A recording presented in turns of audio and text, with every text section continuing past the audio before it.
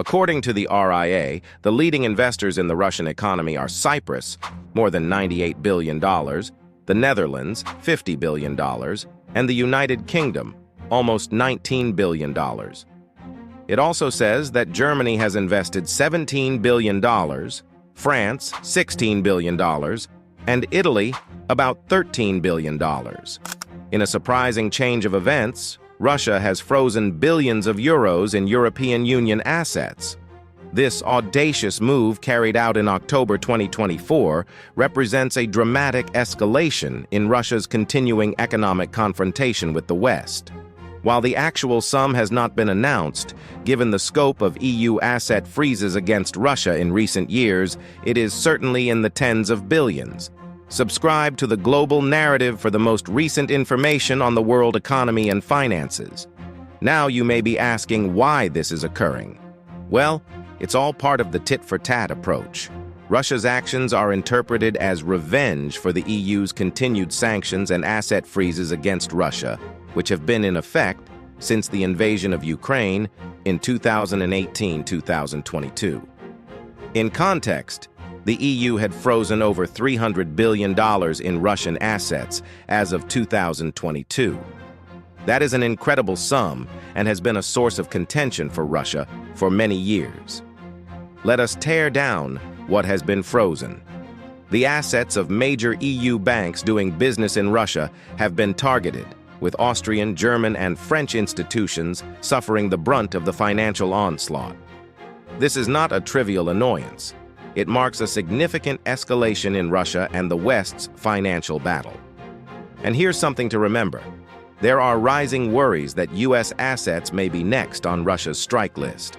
So, what motivates Russia to take such harsh measures? There are a few fundamental motives at play here. First and foremost, it is an obvious act of retribution. Western sanctions have decimated the Russian economy, and Russia's move is a means of saying, enough. But it's not simply vengeance. Russia is also attempting to acquire influence on the EU, seeking to drive them back to the bargaining table on sanctions. It's a high-stakes game of economic chess, and Russia has made a daring play. But there's another perspective to consider. This asset freeze is aimed at more than just the EU. It is also a warning shot to the United States and other Western countries that have blocked Russian assets. It's as if Russia is saying, see what we can do. You are not the only one with financial power. Let us now discuss the significance and ramifications of this action, since they are important. First and foremost, it is a significant blow to the impacted EU banks and firms working in Russia. These businesses are now caught in the crosshairs of this economic conflict, and the implications might be devastating. We're talking about possible job losses, financial instability, and a slew of other issues. However, the repercussions extend well beyond these corporations. This step might lead to more penalties and asset restrictions on both sides. It's similar to a game of economic ping-pong, with each side striking back harder and harder. With each volley, economic instability and geopolitical tensions between Russia and the West grow. Consider the possibility that U.S. assets will be targeted next. If Russia decides to pursue that route, we should expect a rapid escalation of the conflict. The United States has a substantial economic stake in Russia, and any action against it would most certainly result in a forceful retaliation from Washington. In the middle of all this financial turbulence, the EU has taken a bold step of its own. In September 2024, shortly before Russia's asset freeze, the EU announced a $35 billion loan to Ukraine. But here's the kicker. They're using frozen Russian assets for collateral. It's a pioneering plan that effectively requires Russia to pay for Ukraine's rehabilitation and maintain its budget throughout the current conflict. Let's break this down a little. The revenues from these frozen assets are anticipated to be $2.53 billion annually. That is hardly a small coin, and it will be used to service this debt. The EU describes this as a method to provide Ukraine with much-needed fiscal freedom to pay for military, healthcare, energy maintenance, and other crucial requirements. But this is when things become very fascinating. The EU's action doubles down on its backing for Ukraine, despite Russian financial reprisal. This is a clear message. We will not back down, no matter what you do. And it is this sort of commitment that is influencing the current global situation. Of course, this lending strategy is not without challenges and hazards. Hungary is one of the most formidable possible obstacles. As an EU member state, Hungary has the authority to veto the renewal of asset freezes, which might undermine the loan repayment arrangement. It serves as a reminder that, even inside the EU, there are diverse perspectives and objectives on how to deal with Russia. But there's an intriguing legal twist. Even if Hungary vetoes the asset freeze extension, the loan can still be completed. It demonstrates the EU's willingness to help Ukraine regardless of the hurdles that may arise. As you can assume, Russia is not delighted with this proposal. They have fiercely opposed the usage of their assets and warned of a harsh response. And this is where the asset freeze comes in. It might be the first in a series of retaliatory steps, with more to follow. It's a high-stakes game of economic brinkmanship, and the stakes continue to rise. But it's not just about money. This disagreement is also about the values involved. For the EU, supporting Ukraine means standing up for sovereignty, territorial integrity, and states' freedom to choose their course. Russia's goal is to demonstrate its authority and influence while also resisting what it regards as Western aggression. So, where are we going from here? Much rests on the EU's commitment to maintaining pressure on Russia through sanctions and backing for Ukraine. Will they persevere, even in the face of Russian retaliation? Will they be able to overcome the legal and political barriers that stand in their way? So what about Russia? How far are they prepared to go in this economic conflict? Will they continue to attack EU assets? Or will they escalate much further, maybe attacking US interests? These are the questions that will determine the global environment over the coming months and years. But one thing is apparent. The economic conflict between Russia and the West has entered a hazardous new phase. With billions of dollars in assets at risk, the stakes have never been greater. It is a fight fought with banking and balance sheets rather than tanks and missiles. And the confrontation extends well beyond Russia and the EU.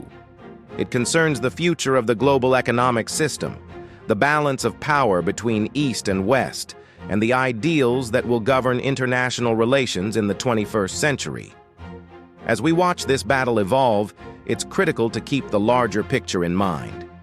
Yes, asset freezes and lending plans are substantial on their own. However, they are part of a far greater conflict that will influence the society we live in for future generations.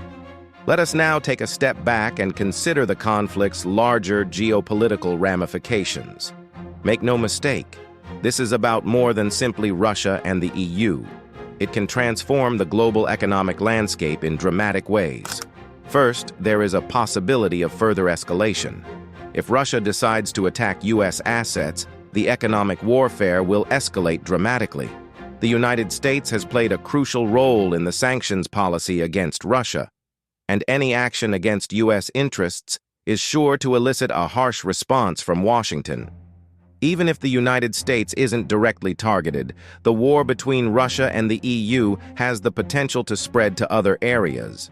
We may see heightened volatility in global financial markets as investors deal with the uncertainty caused by this economic brinkmanship. Currency preferences and reserve holdings may alter as nations strive to protect themselves from the impact. Finally, there are the larger consequences for European security. This confrontation has already bolstered the determination of NATO and other Western allies, who saw Russia's activities as a threat to the post-World War II international order.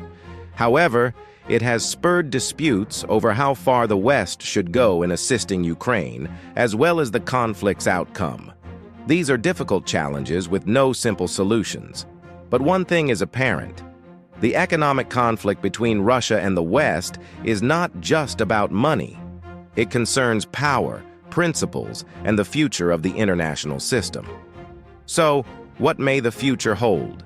So there are a few possible options to examine. One option is a negotiated de-escalation. This would most certainly necessitate compromises from both sides, such as sanctions relief from the West in exchange for a withdrawal of Russian troops from Ukraine. However, getting there would take sophisticated diplomacy and a willingness to compromise, both of which have been in short supply in recent years. Another option is to escalate. If Russia continues to target EU assets or expands its economic warfare to other sectors, it may set off a vicious spiral of retribution that will be difficult to stop. Parallel financial systems may emerge as countries strive to protect themselves from the hazards associated with a worldwide economy. Then there's the prospect of long-term economic restructuring. This confrontation may hasten the trend toward de-dollarization as countries attempt to minimize their reliance on the US-led financial system.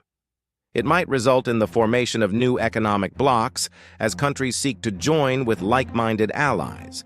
These are all possibilities, not certainties, but they highlight the tremendous stakes of this fight and its potential to fundamentally alter the global economic system.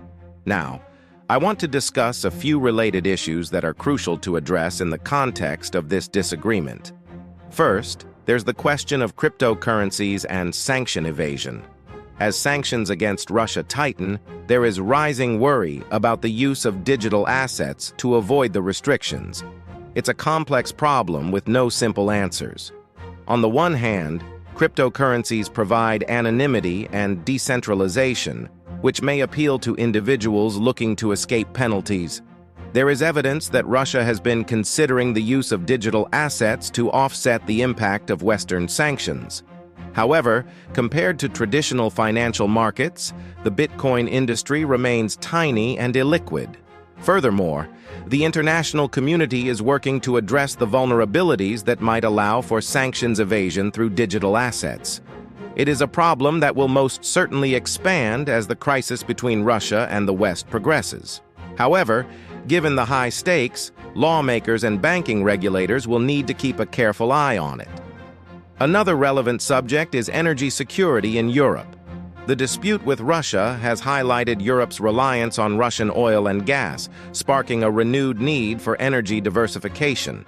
We are witnessing initiatives to speed the development of renewable energy sources, as well as to discover alternate fossil fuel providers. However, this is a complicated and long-term task. Europe's energy infrastructure is inextricably linked with Russia, and untangling those linkages will take time and substantial expenditure. Geopolitical concerns also come into play as countries try to combine their energy requirements with their strategic objectives. It is a critical problem for Europe's economy and security, and it is likely to continue to determine the outlines of the war with Russia in the coming years. Finally, I want to address China's position in this dispute. China has been balancing its economic relations with Russia and the West while avoiding direct involvement in the crisis. However, as the economic conflict between Russia and the West grows, China's balancing act becomes more difficult. There are indications that China may be leaning towards increasing economic cooperation with Russia to mitigate the impact of Western sanctions. However, this is a dangerous tactic for China. They have considerable commercial interests in the West, and any effort to align too closely with Russia risks jeopardizing those relationships. Chinese authorities will need to use cautious diplomacy and strategic thinking to strike this delicate balance. At the same time, we must acknowledge the humanitarian consequences of these restrictions. While the sanctions are designed to target the Russian government and important people, they also have repercussions for the general Russian populace. Concerns have been raised regarding the availability of vital products and services, as well as the possibility that economic hardship could worsen Russia's already high social and political tensions. It serves as a reminder that economic warfare, like all other forms of combat, has significant human consequences. It also emphasizes the need for policymakers to carefully consider these implications while developing measures. As we have seen, Russia's economic battle with the EU has far-reaching consequences. It is not only about frozen assets or lending plans, it is about the underlying structure of the global economic system and the balance of power among states. Looking ahead, the future of Russia-EU economic ties is, to put it kindly, dubious. The asset freezes and counterfreezes we've discussed today have fostered an atmosphere of distrust and antagonism that will be difficult to repair. Economic tensions between Russia and the West are expected to endure for the foreseeable future. However, the issue extends beyond Russia and the EU. This battle can transform global economic ties in general. We may witness an increase in de-dollarization tendencies as countries strive to lessen their susceptibility to US-led financial penalties. We might witness the rise of alternative banking systems, with countries organizing into competing economic blocs. There is also the question of how this battle will affect global efforts to solve common concerns, such as climate change and pandemic preparation. Economic warfare of this scale does not occur in a vacuum. It has repercussions that affect every aspect of the global economy and international relationships. At the same time, we must not underestimate the durability of the global economic system. Regardless of all the tensions and disputes we've described, international trade and finance continue to operate. Companies and countries seek to adapt to changing circumstances. The difficulty will be to strike a balance between the necessity for economic stability and the geopolitical imperatives that drive wars like these. So, what are the takeaways from all of this? I believe there are a few crucial elements to bear in mind. First and foremost, economic warfare is a formidable instrument, but it also has a drawback. As we've seen, moves such as asset freezes can have far-reaching effects, not just for the target country but for the global economy as well. Second, the global economic system is not fixed in stone. It is shaped by the actions and decisions of countries and organizations, and it may shift in reaction to events such as the one we've described today. Finally, keep in mind that behind all of the statistics and policies we've discussed, there are actual individuals whose lives are impacted by these decisions. Whether it's Ukrainian individuals dependent on EU assistance, Russian civilians struggling with the consequences of sanctions, or European corporations negotiating difficult geopolitical terrain, the human cost of this war is enormous and should not be underestimated. As we move forward, legislators, business leaders, and individuals must remain informed about these changes. The decisions taken in Brussels, Moscow, and other capitals will have far-reaching consequences. The economic battle between Russia and the EU is more than a regional issue. It's a test case for how economic power will be exercised in the 21st century, and the outcome will have a long-term impact on the global economy. So, continue to monitor, question, and think critically about these topics. Because in our linked world, what occurs in the economic battle between Russia and the EU is not limited to Europe. It has an impact on every one of us in significant and minor ways. Understanding these interactions is critical for navigating the complicated global world we all share.